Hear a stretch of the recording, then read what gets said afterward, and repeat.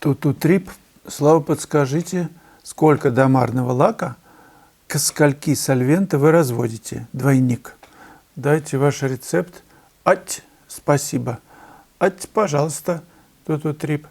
Я редко применяю домарный лак, когда пишу, в силу того, что использую тянущий грунт. Просто нет необходимости, чтобы краска, когда пишешь, схватывалась. Домарный лак для чего используется? Если обычный грунт, обычный порошок, обычный акриловый грунт, то мне писать сложновато, потому что краска ведет все размазано, и новый слой, чтобы положить, нужно либо очень легко касаться, либо счищать тогда прописывать. То есть есть некоторые для меня трудности. Но если вы на акриловом грунте, то домарный лак совершенно логично добавлять в white spirit или в какой-то растворитель, которым вы пользуетесь. Для чего? Для того, чтобы схватывалось, минут 10-5 прошло, она уже так хорошо к холсту прилипает. И последующие мазки легче класть. Поэтому варьируйте от 10, 20, 30, до 50, да и вообще на одном домарном лаке можно прям писать. Все это будет работать. В конце концов, домарный лак уже присутствует в растворителе для масляных красок. Немножечко совсем. Вы просто его немного добавляете. На ваш выбор, единого рецепта нет. Тут на носу Рождество, друзья, и мы решили продолжить такую распродажу рождественскую теперь, которая продлится до 15 числа января. Много уроков в прошлую новогоднюю акцию не попали, а сейчас на все уроки сумасшедшая 60% скидка. Учтите, разработчики платформы не всегда успевают за нашими требованиями, поэтому вот эта процентовка 60% появляется, когда вы уже покупаете урок, в момент перед оплатой. Может быть, они раньше доделают на платформе эту опцию, чтобы раньше появлялась эта зачеркнутая цена, скидочная цена. Но если ее нет, то смело идите в покупку, она появится. Елена Ушакова. Вячеслав, здравствуйте. Здравствуйте, Елена. Посмотрела только что ваше видео «Кипарисовая аллея». Вы же писали этюд один и комментировали. Бывает такое, да, комментирую. Часто так делаете или потом комментирую? Вокруг собираете большую толпу зевак? Да, это было в Семиизе. Люди, в общем-то, не очень-то обращают на меня внимание. Я так тихонечко на лавочке. Если кто-то подходит и видит, что человек работает, тут камера стоит, то, в общем-то, не мешают. Потом такое место уже все привыкли к тому, что много художников пишут в этом месте. Там очень красивая глициния. Я надеюсь, что сложится все, и в мае мы туда поедем писать глицинию. Наталья Шведский красиво написала о тональных связях. Связи бывают правильные и неправильные, сомнительные и полезные, буйные связи и тончайшие, порочные и непорочные, законные и не очень, оправданные и хаотичные, заметные и неафишируемые, нужные связи и обременительные. Написал ты, например, не по правилам, которым тебя учили, тон соблюдать, да? То есть ты делаешь непорочного, внебрачного, буйного, сомнительного, незаконного рождаешь ребенка на холсте. Не по закону же. Конечно же, к нему будут претензии у некоторых. Возможно, у тех, кто привык, чтобы все было по полочкам разложено. Но это уж как время покажет, сколько толпы собирается, да? Сколько народу собирается, чтобы смотреть твою работу на выставке. Если все проходят мимо, но один залип, кстати, бывает, что этого достаточно, что все мимо, а один залип. Вот этот один, ты его и ждешь всю жизнь, может быть. Сейчас показали, сколько народу стоит вот в эти праздничные дни в Третьяковку. Прям вообще километр очередь. А рядом инженерный корпус, где выставка Грабаря. Я не увидел там очереди. То есть люди идут по традиции, туда, куда все, что разрекламировано, что широко известно. Понятно, что Третьяковка, там собрание гениев, но разве Горобарь не заслуживает, по крайней мере, адекватного внимания? Получается, что все идут по привычной колее. Вот где автобус ездит, туда они идут. А Горобарь, кто такой Горобарь? И не слышали вовсе. Наверняка большинство и не слышали. Фамилия какая-то странная, Горобарь. То есть здесь связь правильная, оправданная, афишируемая. И не ошибешься. Писать так, чтобы это было незаконно, буйно, тончайше, непорочно или порочно, наоборот. Это нужна смелость.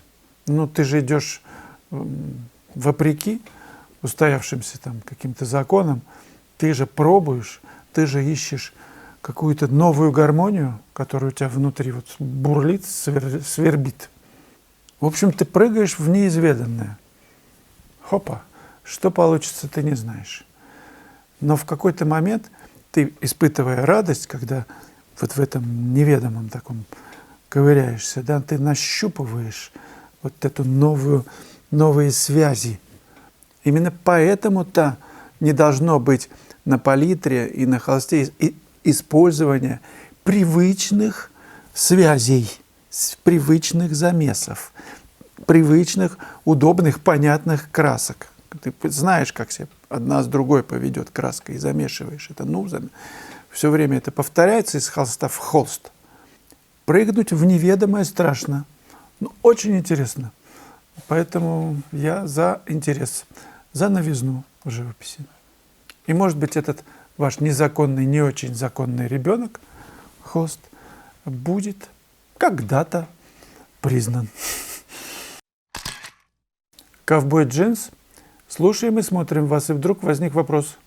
Ведете ли вы учет написанных вами картин и тех, которые 20 лет назад были вами написаны в настоящее время? Вот, наконец-то, сайт мой работает. Заходите на сайт. Там, например, вот малый формат. Прямо под номерами. То есть есть название и есть номер. Это большое дело было сделать сотворить учет. Я еще не все обучитывал. Но идея с присвоением номера, такого QR-кода, номер каждой работе, она хорошая. Так что если у вас начинают копиться работы, там пишете много, лучше это сразу делать. Чем раньше, тем лучше. Помимо названия еще номер. Тогда, может быть, даже их на стеллаже ставить по номерам. Тогда будет легко найти. Потому что бывает проблема, где эта работа, продана она, не продана, в наличии. Смотришь, целый день можно потратить, чтобы найти какую-то работу. Спасибо большое, Ковбой Джинс. Я почти доделал учет. Ну, хорошее дело. Учет – это хорошее. Анна Веро. Спасибо за видео. А как понять, что нечто это и есть не живопись? Кто это определяет? Или каждый для себя определяет, что такое живопись, не живопись? Конечно, каждый.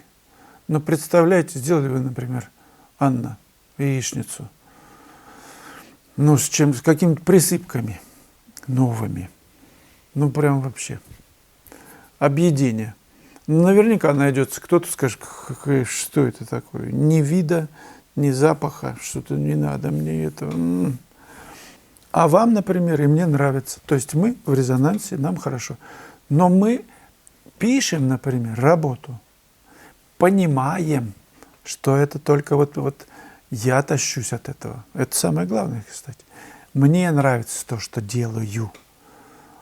А найдется ли вот этот ответ с той стороны или нет? Может быть, 99%, 99 человек пройдут мимо и покрутят у виска. Скажут: Анна, ты вообще, Вера, куда ты? Что ты делаешь? Говорить будут, да. А кто-то, может быть, который, по вашей колее идет рядом с вами, не знаю, плечом к плечу, или просто смотрит похожего рода работы и балдеет. И вот просто нужно показывать работы свои, чтобы этот важный человек увидел, что это есть. Показывать достаточно. Рассказывать даже о картине, что-то рассказывать. Мне кажется, это дело такое, живопись о молчании. Тихо все. Каждый подходит и черпает из картины свое. Не надо ничего никому объяснять. Мне кажется, вся эта вот искусствоведческая работа, человек ходит, за ним искусствовед, да, или как это называется, ну, который в музее вот ходит, все за ним толпами. Маленькая толпа слушает, когда художник это все замутил, с кем он развелся, на ком поженился, когда чего там закончил. Ну, о живописи, кстати, ничего не говорится.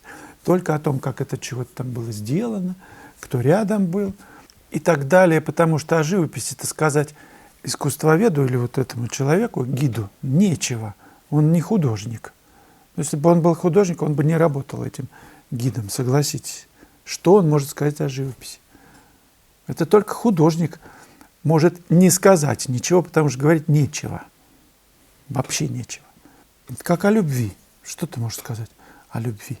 Ко мне один парень приехал и спросил, а как это любить? Как это любить? И тут ты натыкаешься на проблему. Объяснить невозможно. Как? Нужно самому докопаться каждому из нас. Что это такое? Нет ответа.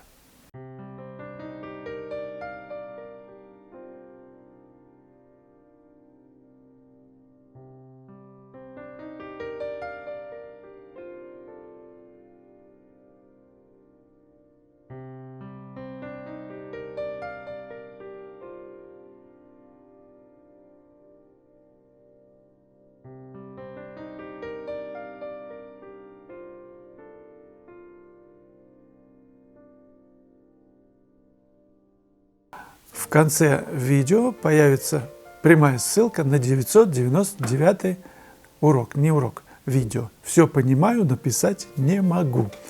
Очень интересное видео. Предлагаю посмотреть тем, кто его пропустил. Ну или не пропустил. Там я кое-какую работу пишу.